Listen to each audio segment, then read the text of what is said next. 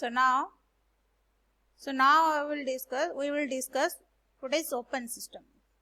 Open system where both mass and energy can cross the system boundary. So this is what your schematic diagram. This is your open system and here are some boundary where energy in, energy out, mass in and mass out. Where mass and energy interaction is between the system and surrounding, then that system is known as your what? Open system. So for example, an open cup of coffee.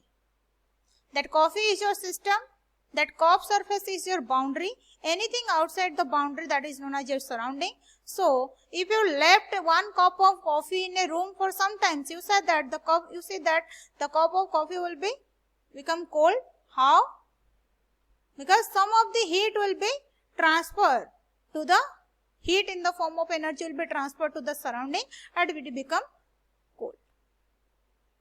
Another example, hot water flow in a pipe. Suppose I consider a steel pipe. This one is your steel pipe where hot water and mass will be in at a temperature of 55 degree. So when it will be passed through the hollow steel tube, cylindrical tube, then it will be out. Hot of mass of water is out at 45 degree. So you see it inlet at the temperature of 55 degree, outlet at the temperature of 45 degree. And temperature difference is how much? 10 degree. So where it will be gone? Where 10 degree temperature will be gone? So when the hot water is flow in this cylindrical hollow tube, then some of the heat will be absorbed by the steel surface. And that heat will be rejected to the surrounding where hot water of mass, some mass will be in, some mass will be out, the heat will be in, heat will be out. So that is known as your what? This system is known as your what? Open system. Next we will discuss closed system. What is closed system? Mass cannot cross the boundary but energy can cross. That system is known as your what? That is closed system. Suppose I consider a system, that closed system has some definite boundary, so where mass interaction is not there, mass cannot be in, mass cannot be out, but energy can in and energy can out. And what is the example? Example is a capped cup of coffee. Capped cup of coffee is known as your what? It is a closed system. If you want some coffee, you cannot add, you have to open the cap. So this is what? A closed system where you can add the mass or you can remove the mass, you cannot. But if you left a hot cup of coffee, capped cup of coffee in a room for some time, then you see that the hot cup of coffee become cold. How? Because some of the heat will be rejected from the cup surface to the surrounding. That means some energy interaction will be there, but there will be no mass interaction. Another example that you know, food item in a pressure cooker when the lid will be closed. See, this one is your closed pressure cooker, this lid will be closed. So the food item inside the pressure cooker, that is your system. If you give the heat, what will happen? The food will be cooked. So that is known as your what? That is known as your what? That is closed system example. Then next we will go for isolated system. An isolated system where both mass and energy cannot cross the system boundary. Isolated system where energy cannot in and energy cannot be out, where mass cannot be in and mass cannot be out.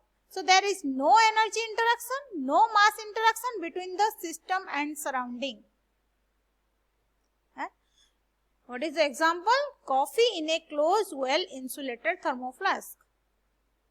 The thermoflask in your home, that is known as your what? That is your isolated system. Next, these are the three systems we read. Next we will go for adiabatic system. One special type of system, special type of open system in which mass can cross the control surface. Open system को और क्या बोल सकते हैं? Sorry, open system can also known as your what? Control surface. In which mass can cross the control surface but energy in the form of heat is not allowed to cross the boundary. However, energy in the form of work can enter and leave the system. So which system you say that adiabatic system? You consider an open system where mass interaction is there. Heat interaction is not there, but work in the form of energy can enter and leave. So that system is known as your what? Adiabatic system. For example, steam turbine, pump, water. So this is a turbine, and I make the boundary of the turbine is insulated. Insulated means from the surrounding no heat will be entered into the system, or from the system no heat will be rejected to the surrounding. Here some of the water will be, steam will be in, and shaft will be do some work. The steam means some mass will be in, some mass will be out. Steam will be do some work on the blade. So work in and work out, but the heat interaction is not there. So that is known as your what? Adiabatic system. A system where mass can cross the boundary, heat in the form of energy cannot cross, but energy in the form of work can cross the boundary. That system is known as your what?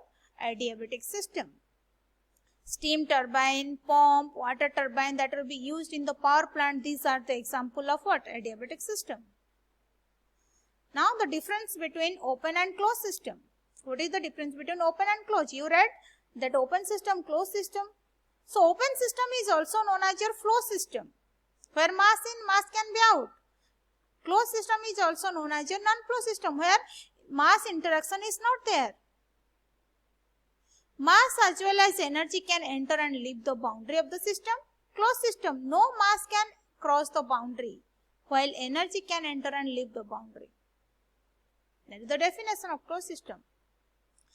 So open system, the adiabatic system is a special type of what? Open system. So here at the third point, if the heat transfer does not take place across the control surface, then the open system is called adiabatic system. If energy transfer does not take place across the system boundary, the closed system is called isolated system. For example, water flow through a pipe, a cup of coffee, that is your what? Open system. A pressure cooker, a capped cup of coffee, that is a closed system. What is the difference between isolated and adiabatic system? Isolated system is a special type of closed system. Adiabatic system is a special type of open system. In isolated system, mass and energy do not cross the system boundary. But in adiabatic system, mass can cross the system boundary. Except heat energy, all the energy can cross. Mass cannot cross the system boundary. Mass can cross the system boundary. Heat cannot cross the system boundary, but work can be crossed the system boundary. That system is known as your what? Adiabatic system. Isolated system, it is a closed system which is insulated at its boundary, thus become isolated from its surrounding.